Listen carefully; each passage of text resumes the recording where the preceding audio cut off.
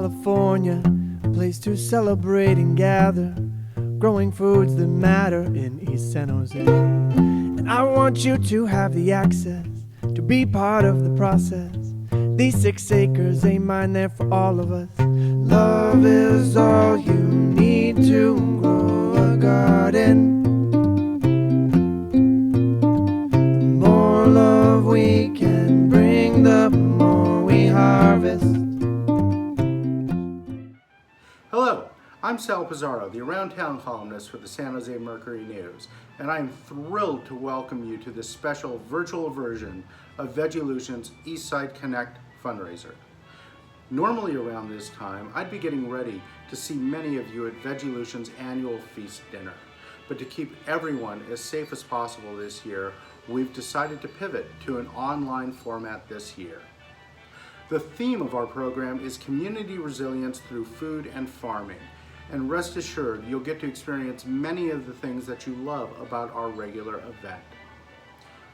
During our program, our friends at Adega will talk about the importance of food and family. We'll let you enjoy the connection between music and food. Artist Laura Diaz will show you how art can create a link between the land and agriculture. We'll tell you about our Eastside Grown Food Entrepreneur Program, and also give you an update on the Eastside Connect Farm Box and Meal Delivery Program that was started in response to COVID-19. And you'll hear from Cecilia Sue, a historian who specializes in the impact Asian immigrant farmers had on agriculture here in the Santa Clara Valley, as well as the challenges they faced through history. We want you to enjoy this time together, so please feel free to watch while you enjoy your favorite dish or perhaps a brunch cocktail. I whipped one up here that takes advantage of the bounty of our backyard garden with rosemary syrup, lemon juice, and sparkling wine, which is made from grapes. So I call it the Emma, in honor of Vegilution's beautiful home at Emma Prush Farm Park in San Jose.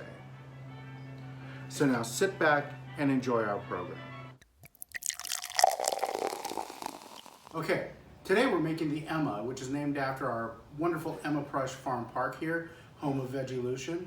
And here's how you do it. It's a pretty simple recipe. First, we're going to take rosemary syrup, which you make in advance, about an ounce.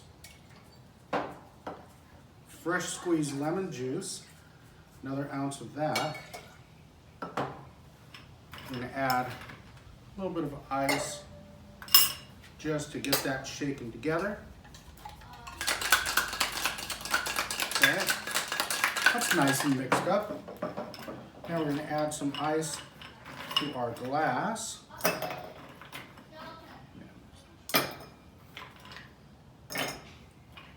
You want to get a nice tall glass like this one. Okay, now we're going to pour our syrup and lemon juice in there. And we're going to top this with about 4 ounces of sparkling wine. You can use champagne, Prosecco, whatever you like. And if you want to make this a non-alcoholic drink, you can use club soda or your favorite sparkling water. We're going to garnish it with a sprig of fresh rosemary.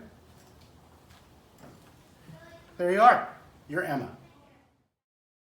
And now, deep thoughts.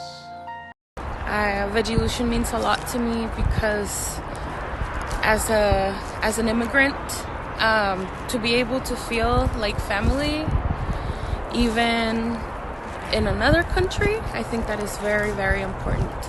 And even though I did not grow up in an agricultural land or in from an agricultural background, I feel very, very connected. Yeah. Why is it important to grow food? To share with the community. I think it's very important to grow food because it's important to stay connected to our roots. How does it make you feel? When you see, let's say, the kale that you grew here, you see it on Facebook and it's being shared because of the veggie box that we distribute every week. It makes me proud that the people take advantage of that on this time or in this situation. One of Vegilution's favorite partners is Adega, the first and only Michelin-starred restaurant in San Jose. And just last year, the owners of Adega opened Pastelaria Adega in downtown San Jose to offer freshly baked bread and Portuguese pastries created by chef Jessica Carrera. Hello everyone, my name is Jessica Carrera and I am the pastry chef at Adega restaurant here in East San Jose. Adega is a Portuguese restaurant that David and I opened 5 years ago with my parents here in my hometown of San Jose. Adega received a Michelin star in 2017, the first in San Jose, and we continue to provide a dining experience similar to one you would find in a restaurant in Lisbon. This would have been our 4th time participating in Feast with Vegilution, and it is always an event that we look forward to in the year. It is inspiring to us how they support our community and make a huge difference, providing knowledge and opportunity around food and farming. As per Adega tradition at Feast, we would have grilled fresh sardines once again, and we were looking forward to utilizing some fresh vegetables from the Vegilution farm to serve as sides. Although we are very sad that we couldn't cook for you this year, we understand the gravity of this pandemic and appreciate that Vegilution has decided to consider the health and safety of our community, which is most important at this time. I want to conclude with something positive to take away from all of this. It is the importance of supporting each other as a family. Take advantage of this time to brush up on life skills, recipes, and share them with the people that you love. Sometimes when things seem so uncertain, following exact measurements on a recipe can be reassuring and provide stability. It has always been my opinion that food is one of the main things that can bring people together and give them a sense of belonging. So once again, thank you Vegilution, and see you next year. Stay safe. Hi Vegilution friends and family. I'm David Costa, executive chef at Adega. This was going to be the 4th year cooking at the Vegilution. I'm sorry we cannot be with you this year, but I want to share with you a recipe to prepare every year. A Vegilution roasted pepper salad that we served with the grilled sardines. Now I'm roasted the pepper. It's put the fire on.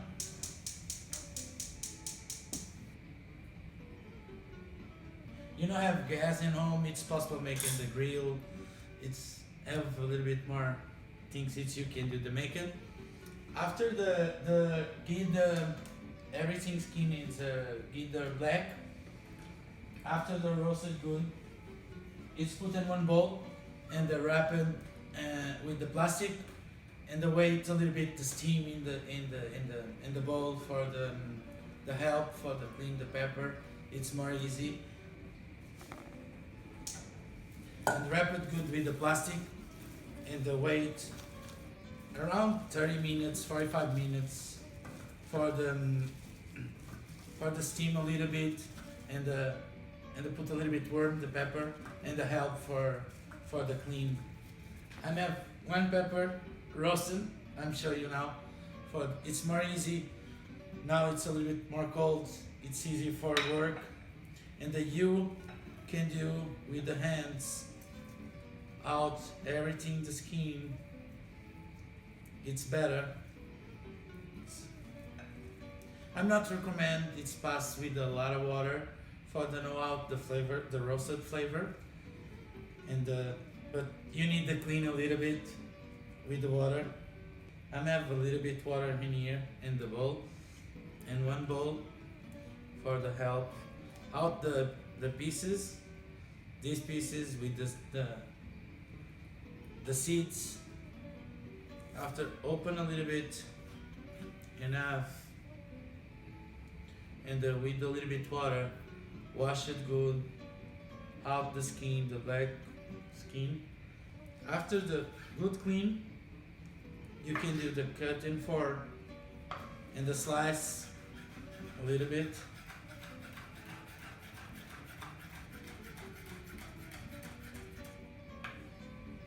And around around this side.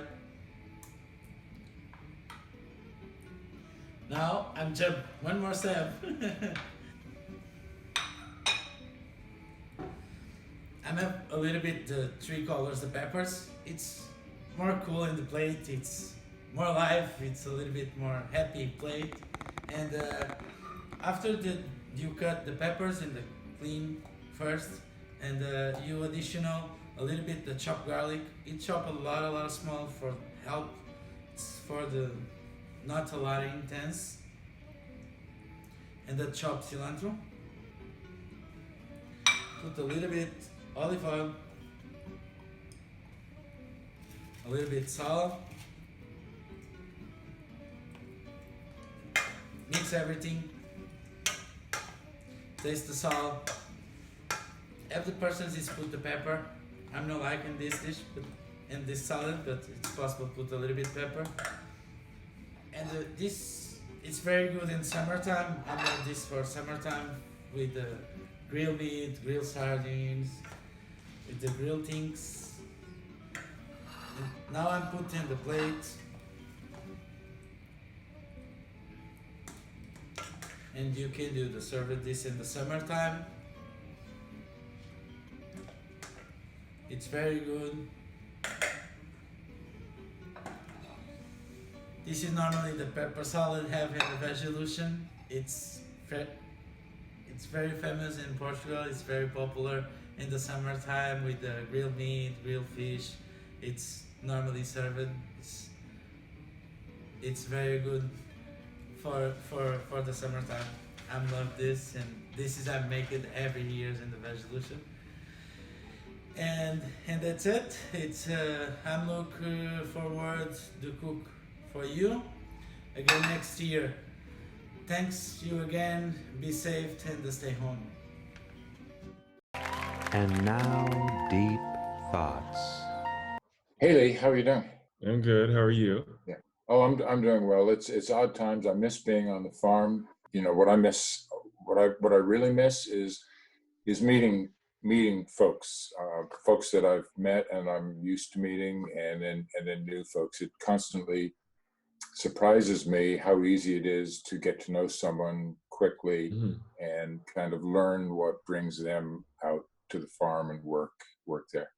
And I feel like people come to the farm for that. They come to not only, I mean, a lot of times people come and they want to learn something about gardening or farming, but I think a lot of times people leave with a connection with someone new.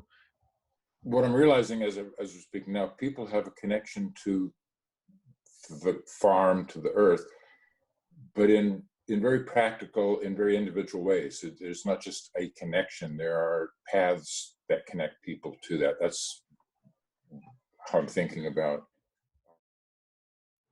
San Jose-based duo Rhythm and Folk, Derek Sanderlin and Nyanwathi Adedawaji, blends the energy and cadence of soul music with the intimacy of acoustic folk music.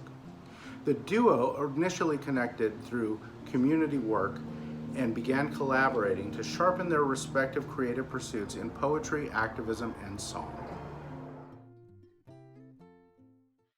Testing, we are live.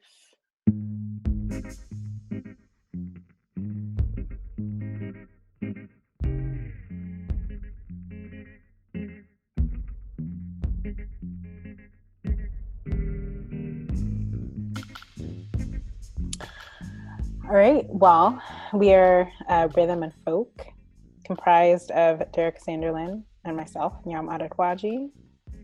Hello.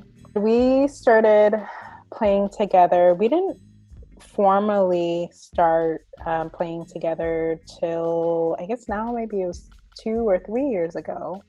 Initially, we were just connected through kind of a community service neighborhood living program in San Jose. Found artistic buddies in one another. So we just initially started more just kind of really informally jamming and also having long conversations about justice and community and the state of the world. And at some point, I was working with a voice coach. She had a showcase for students, so asked if my pal Derek would be willing to play with me, and that was kind of the start. When I think of like what ties music and food together, my earliest connections to soul music have been in the context of family reunions or dinner time with my dad, who just had like an extensive catalog of all the soul and R&B artists he could ever dream of listening to. I have tons of memories of me and my dad like filleting and cooking fish together, and he's playing Stevie. So it's got a pretty special place in my heart. Collard greens. Collard greens. Yeah. Yeah, I feel like how I think of the connection between music and food, I think is really similar. I always associate it with, I think in particular with weddings, but like celebrations, right? I mean, I feel like, at most good, really great celebrations, there's good food and there's good music. Yeah, so I think there's a sense of like, that those just two things are tied together. They're very much like, they're very much tied together. Like white on rice? Like white on rice. That's right. Mm-hmm. I guess just to know, I don't know, unless you want to put like a caption or something on it. The song playing as we're talking is Infinite.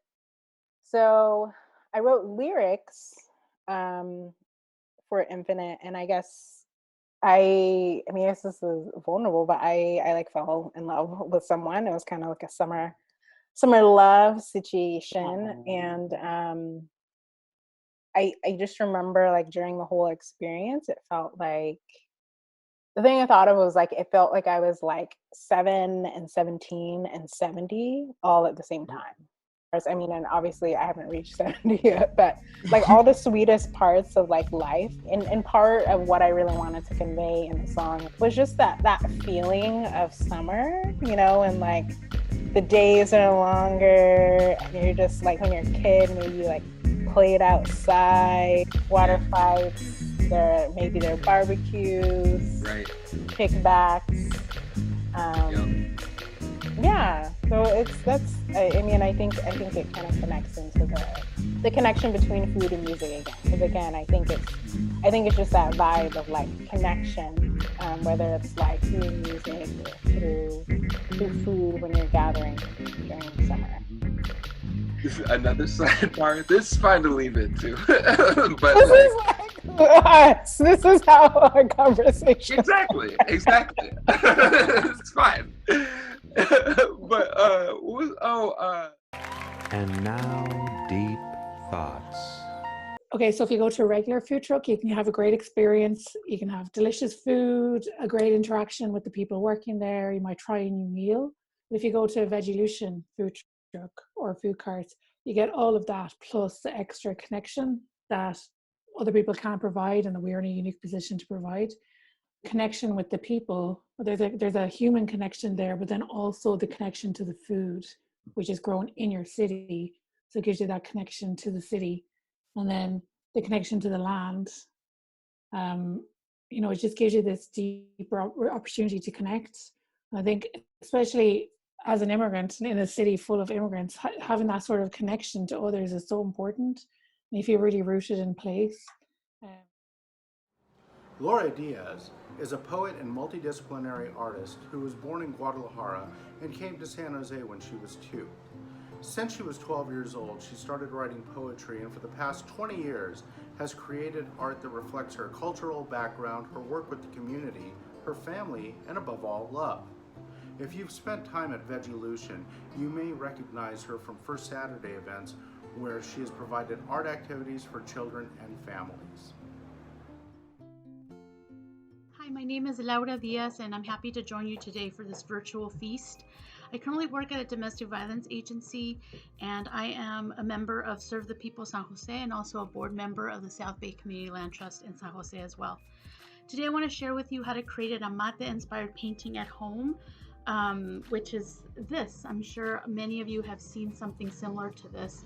An Amatl painting has its traditions dating back to the Maya and Nahua people. The Aztec codices, the folding books, were written on bark paper called Amatl, which is where the Amatl comes from. Paper is regarded as something that's held mystical powers because it held our stories, it held our traditions, and a lot of spiritual and religious stories. Today we're going to make some. We're not going to make the bark. I'm going to share with you how it's made in hopes that it can provide some creative juices flowing on how we can make this at home. When the Spanish arrived, as we know, many systems were destroyed.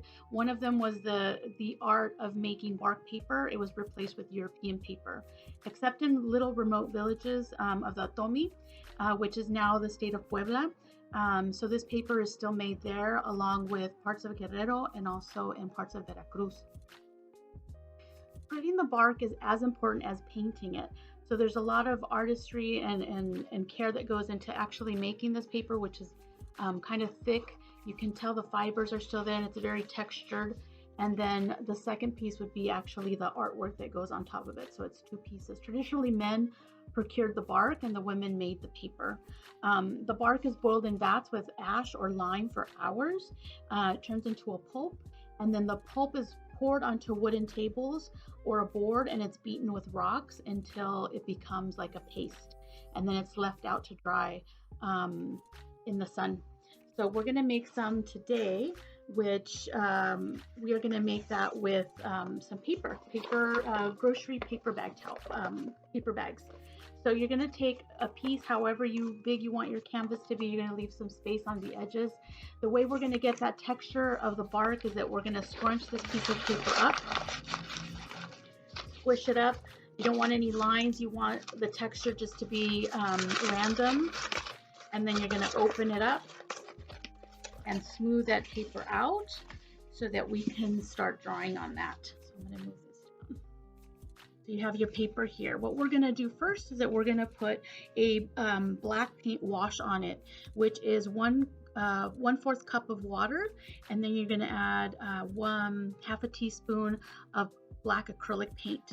What this is going to do is it's going to provide some additional texture to the paper. So you're going to paint that on here. Make sure not to have a lot of pooling of the water on it, as it will create holes. So as you can see on the original paper, there's a lot of different colors and fibers on there. So that's what we're trying to recreate with the wash. After you've completed covering the whole piece with that wash, you're going to let it dry overnight or for a couple of hours. You can also add or dry it with a hair dryer if you want. The best way, just leave it out in the sun and it'll dry super fast. After we've done that, you have your canvas that you're going to be working on. And so traditionally, a lot of the pictures or paintings that went on this kind of bark really showcased what was going on in village life. A lot of flowers, a lot of birds traditionally. And so that's what we can do, but you can get creative.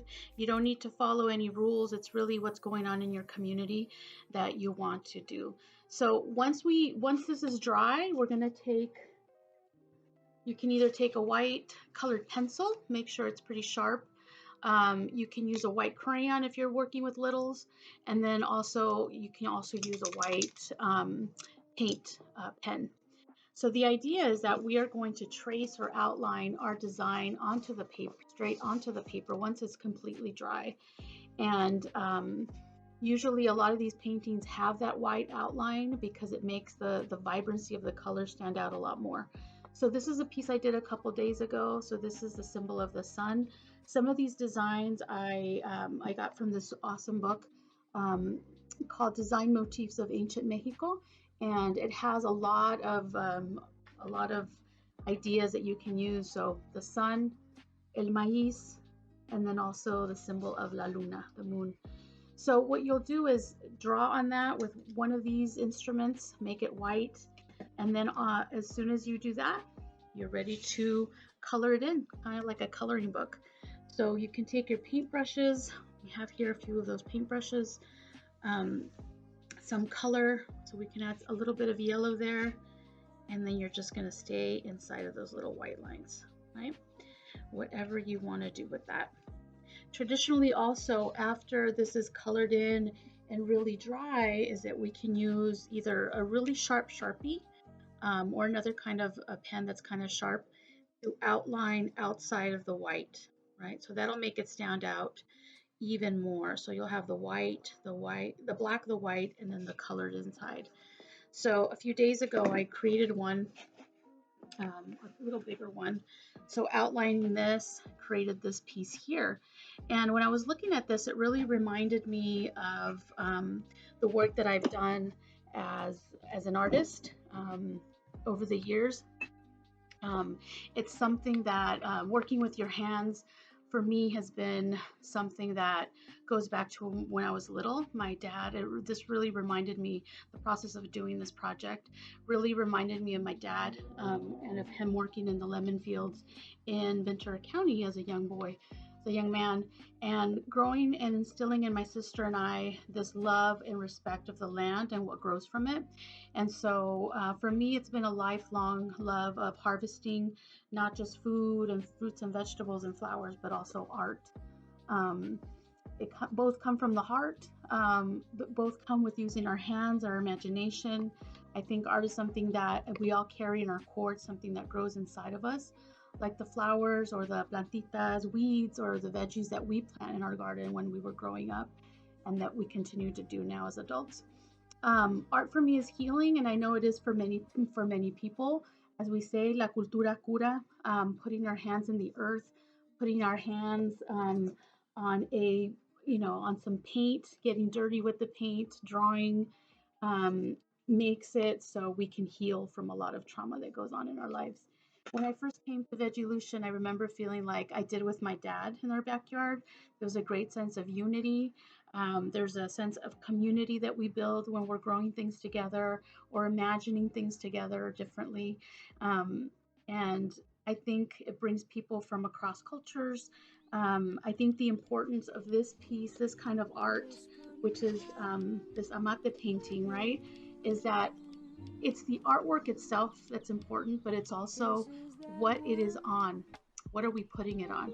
There's a lot of artistry and work that goes into building the base to then kind of put stuff on top, right? So I see it as, we need to plow the land. We need to fertilize the land. We need to water the land to make this really strong canvas on where we can put our art or where we can plant our veggies and fruits and vegetables, just with community, right? There needs to be a strong base of justice, a strong base of love in order for us to continue to do our work. And so I'm very grateful to be part of Feast this year again. And I hope that you take some time this week to learn more about this beautiful process of Amatl art and that you can share with your loved ones. These can be given to friends and family, and it's made with things that you have around the house. If you don't have acrylic paint like this, you can use Sharpies, you can use crayons, you can use your imagination to make some art, right? So thank you so much, de todo corazón. Thank you for inviting me to be part of Feast and in community. Adios.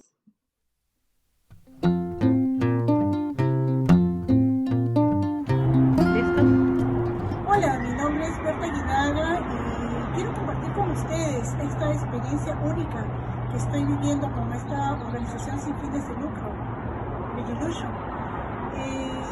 Llegué aquí con la finalidad de seguir un curso, un programa especial para aquellas personas que desean tener su propio negocio de comida. Como me gusta cocinar, seguí el curso y una vez que terminamos exitosamente, seguí colaborando con ellos y muchos de mis amigos han venido para poder beneficiarse de esos programas tan buenos que ellos tienen. Y no solamente eso, sino que su sentido tan desarrollado, social, para ayudar a todas estas comunidades de San José, me han inspirado para seguir apoyando y haciendo trabajo voluntario. Llevan alimentos y todo tipo de ayuda a los hogares más vulnerables, ¿no? Y necesitamos su apoyo para que ellos puedan seguir con su misión. Cuando pienso en un lugar donde me gustaría estar, donde me siento muy bien, la única opción que se me presenta es la granja, es Vegilution. Por favor, les pido que visiten su sitio web y que puedan apoyarlos para que ellos sigan con tan loable misión. Muchas gracias. Hola Raquel, ¿cómo te encuentras? Muy bien, Teresita. Qué bueno, gracias. me da gusto verte nuevamente aquí. También a mí me da gusto verte. El venir aquí a Vegilution a mí me hace sentirme muy valorada y muy apreciada por las personas. Aparte de que he aprendido mucho de aquí del programa, me ha ayudado mucho para formarme como persona y para poder ayudar a mi familia. Wow, es cierto. ¿Sabes qué, Raquel? Tienes toda la razón. Estaba pensando la vez pasada, anoche precisamente, de que me tocaba venir aquí, ¿verdad? A la granja. Y entonces dije, ¿cómo he aprendido tanto aquí en esta granja?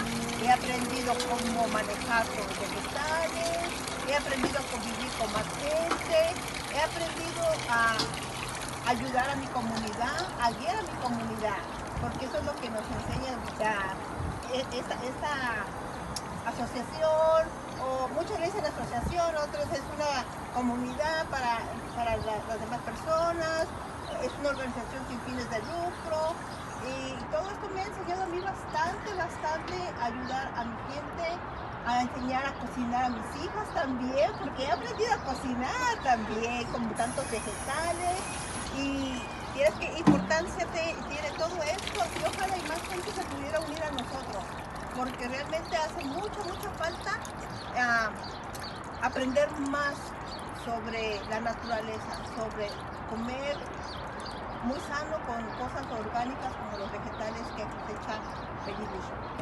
Eso es fantástico. A mí también me gustaría que mucha gente también lo supiera y pudiera apoyarnos con este programa también, para que mucha gente se diera cuenta de lo que aquí está pasando. Y el mundo sería muy diferente si todos nos apoyáramos de esa manera. Sí.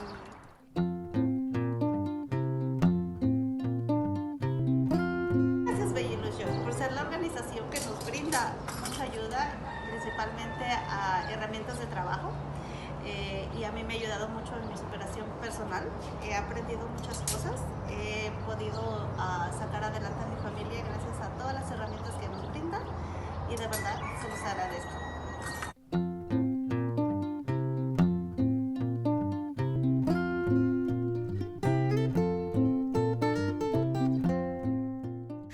Hi Vegilution, I'm so proud of being part of you. I'm so proud of being part of the resources and programs that you have in the firm. So thank you so much for being there for many families like mine in my community. Thank you Vegilution for existing.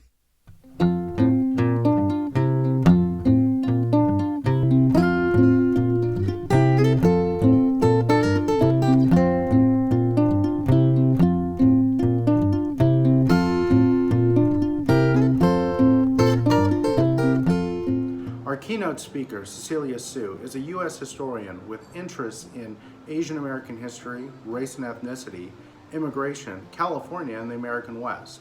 Her first book, Garden of the World, Asian Immigrants and the Making of Agriculture in California's Santa Clara Valley, is one of the first comparative historical studies of Asian immigrants in rural America.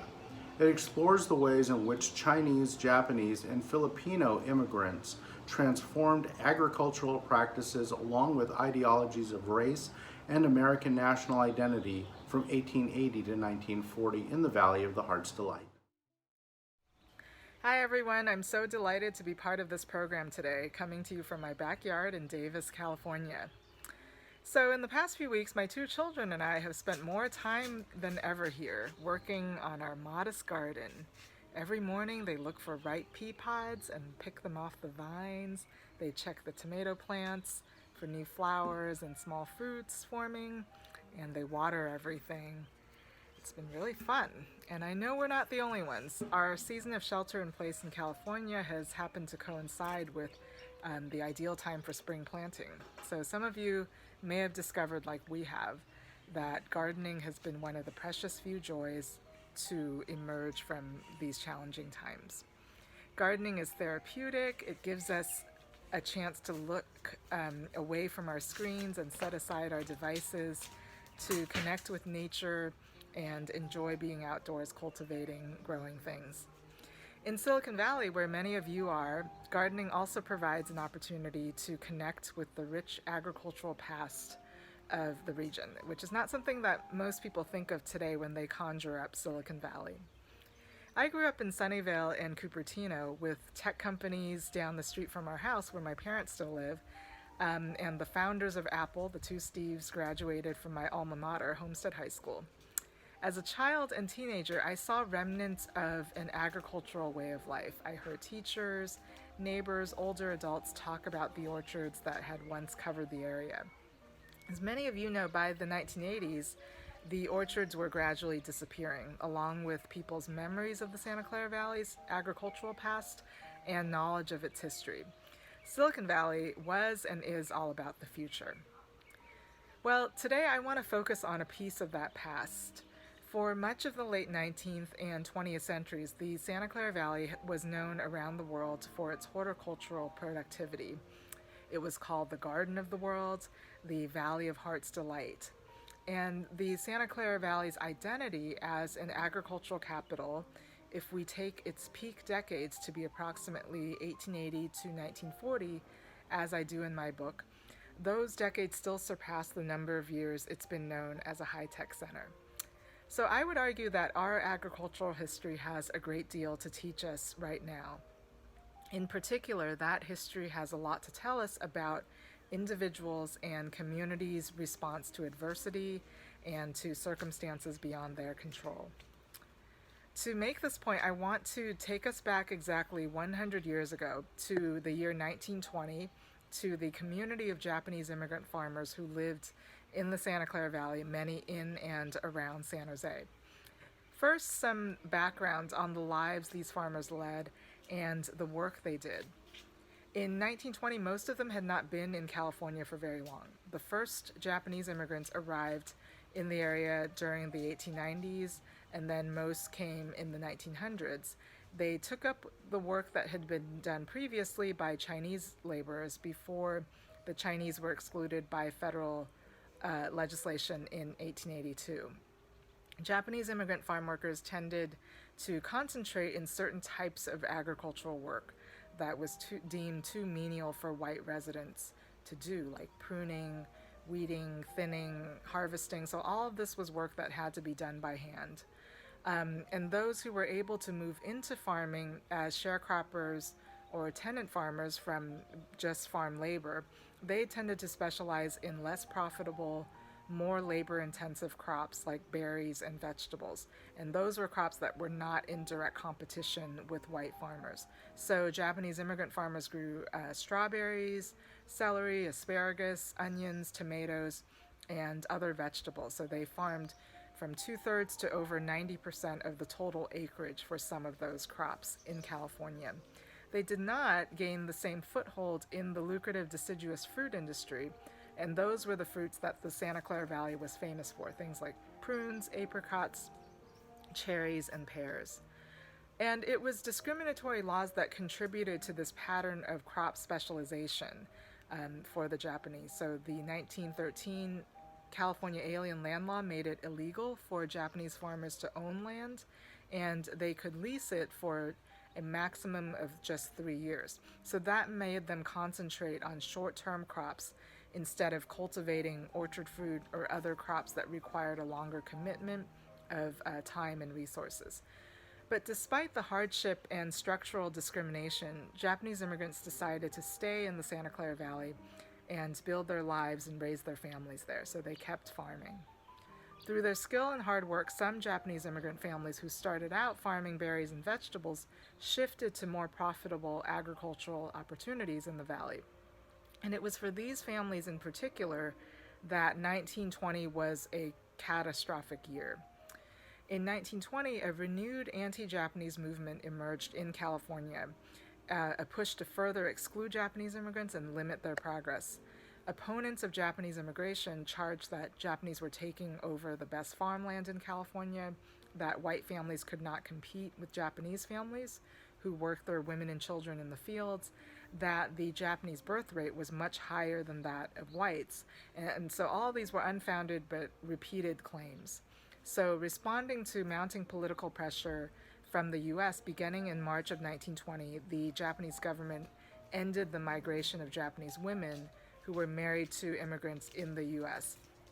Japanese laborers were already excluded under earlier policies. In the same year, in 1920, anti-Japanese forces in California proposed a revised alien land law as a ballot initiative.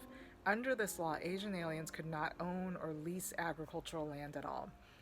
This new alien land law passed by a wide margin in November of 1920, with over 74% of voters supporting it. So think about what this all meant for Japanese immigrant farmers in 1920. Many were poor, economically marginalized. They were not and could not become citizens. They did not have the right to vote. They lacked political power. They could not legally own or even rent farmland. And they faced all of these discriminatory laws, unambiguously designed to deny them a way to make a living. Now, I want to take a close look at how these Japanese immigrant farmers responded to their circumstances in 1920. No doubt many of them felt overwhelmed with fear, resignation, hope, and hopelessness. But somehow they moved beyond that fear with tremendous creativity, resourcefulness, and ingenuity. They found ways to sustain their livelihoods. In my book, I write about the various actions Japanese immigrants undertook to keep farming. There was the legal route, so they used the court system. Japanese in California banded together to protest the alien land law, and they hired attorneys to set up test cases. One of these cases originated in San Jose. It involved a man named Genzaburo Inoue, who was a berry sharecropper in 1920, and he lived on Rock Avenue in San Jose with his wife Isono and 4 young children. Inoue contended that the 1920 alien land law violated the 14th Amendment and denied him equal protection of the law. And that case went all the way to the Supreme Court in 1923, though the legal battle did not end up overturning the law. Japanese farmers also turned to their immediate families to help them keep farming. In my research in the archives of the Santa Clara County's Recorder's Office, I noticed a remarkable pattern. During the late 1920s and 1930s, on their 18th birthdays or shortly after, some American-born Japanese, Nisei, were going down to the recorder's office in San Jose, and they were signing documents that would secure farmland for their families. In nearly all cases, these were the oldest sons born in California. And so they were the first in their families who were eligible to sign a lease or purchase contract for property. Their immigrant parents had emigrated from Japan in the early 20th century. Most of their parents were in their 40s and 50s. It was clear that these parents had asked their American-born adult children to sign leases to secure that farmland for their family as soon as the kids turned 18 and could legally do so. So Nisei, who attained the age of majority or turned 18 in the 1920s and beyond, found themselves leasing land not only for their own parents, but for other members of the community as well. And that was because about 85% of the California-born Japanese in Santa Clara County were under the age of 10 in 1920. So the American-born were very young. And so most families did not have children who would turn 18 until the 1930s. Hatsu Kanemoto, whose family farmed on Trimble Road in San Jose, recalled her father subleasing their farm from a Nisei acquaintance who in turn leased that land from a white landowner. And she said that's how we were able to farm. And that was the only way, because we weren't old enough to lease it. Born in 1916, Kanemoto would not have been eligible to lease farmland for her family until the mid-1930s, and so that's why they relied on these other Nisei acquaintances.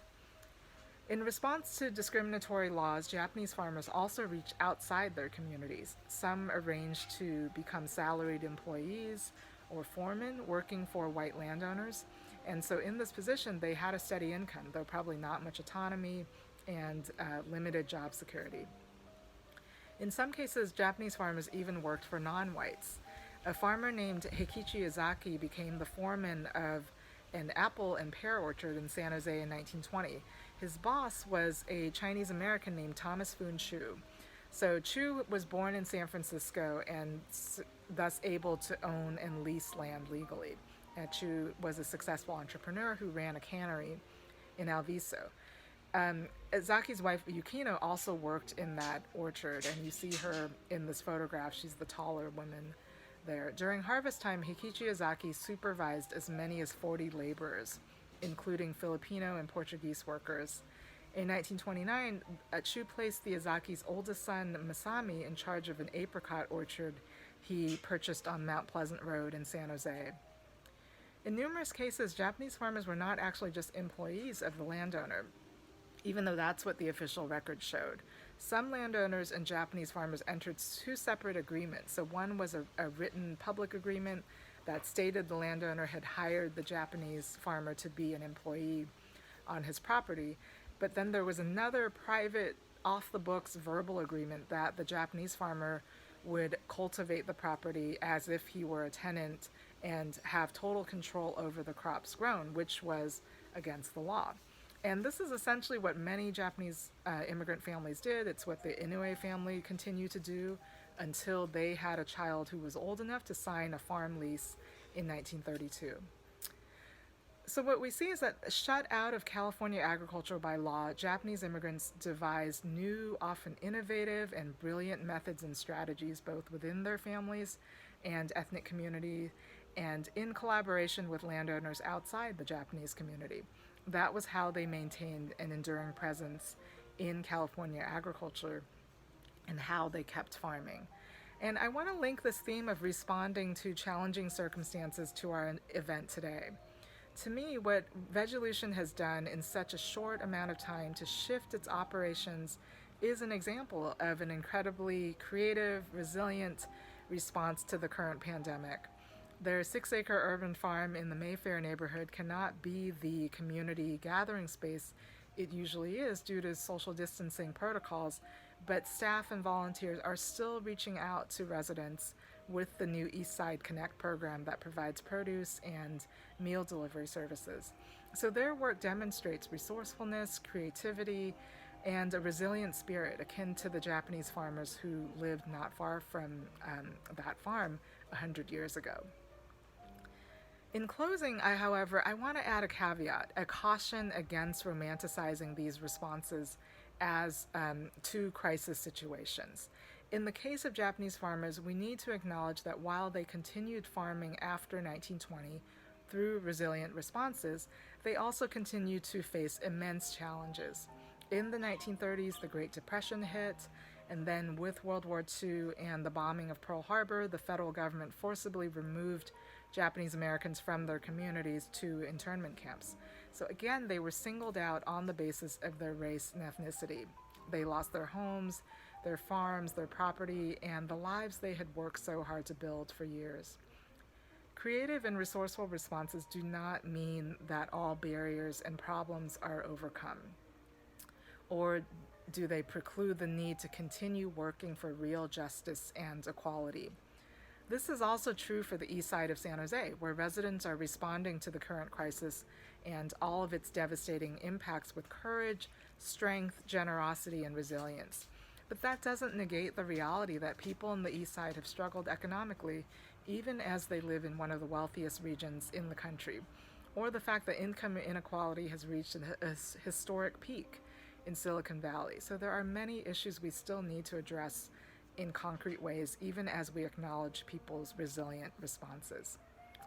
Nevertheless, I do hope that understanding history, which includes understanding how power and privilege work, as well as how individuals and families have made choices in response to conditions and circumstances beyond their control in the past, will lead us to support those who are building community solidarity, fostering resilience, and working for justice and equality today. Perhaps tending our gardens during the season will keep us attuned to that, and will also remind us of our region's past and those who kept going and kept farming. Thank you. And now, deep thoughts. What does community resilience mean to you?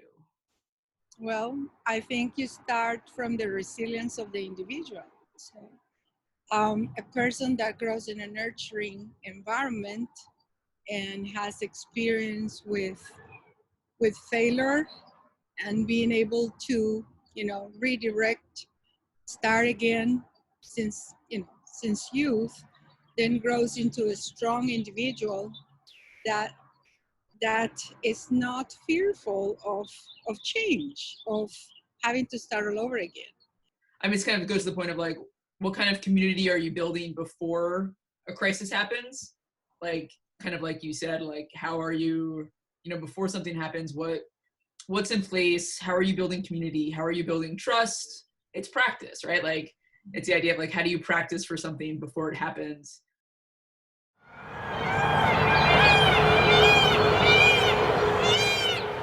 The idea for Veggielution's Eastside Connect program was born from the need to get fresh, healthy food to our most vulnerable East San Jose neighbors in a way that could instill a sense of hope and connection in difficult times.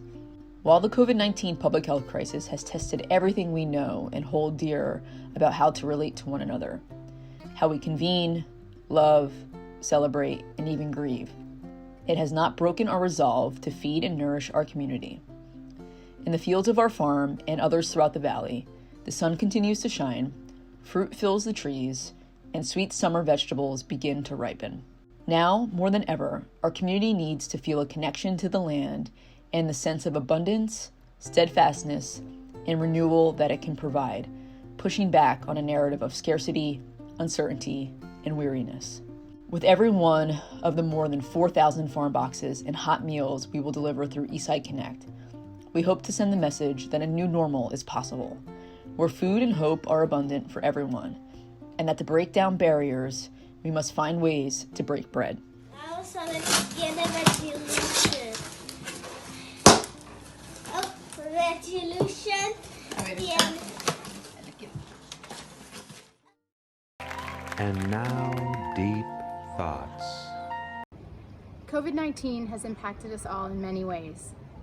It has devastated our economy, tested our health system, and revealed the extent to which our public safety nets and local food systems are frayed and insufficient. We are living in uncertain times, but what is certain is that people of color, like so many East San Jose families, have been devastated by this public health crisis. Nonprofits like Veggielution and our Si Se Puede collective partner organizations, as well as so many other local agencies, have stepped in to help meet the needs of our most vulnerable residents. We are doing so individually, as well as through networks of mutual aid. Now more than ever, we need your support. If you find yourself in a position to give financially, please do so, as generously as possible. As we begin the collective work of reopening, I ask you to think beyond the concept of going back to business as usual. For many people, business as usual was never working. It was, and still is, exclusionary, isolated, and steeped in structural racism.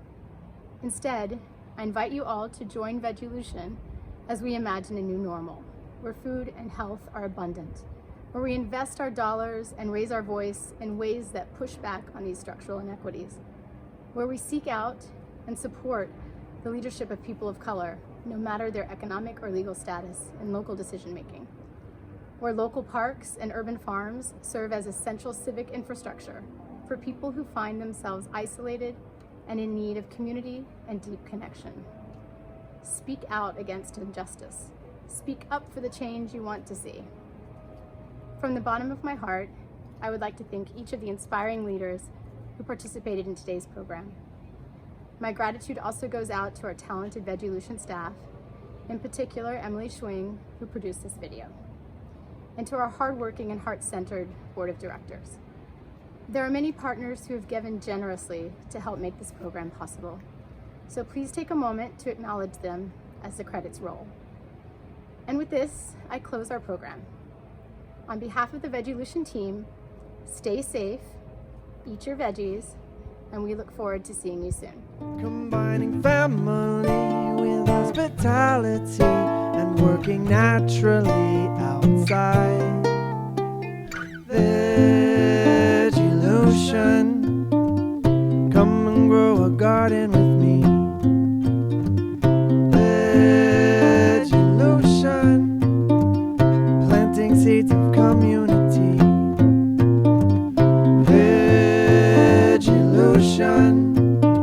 Let me grow a garden with you. Vegilution watches all our seeds go to fruit. Built on the notion that we should help each other. The land we till's our mother.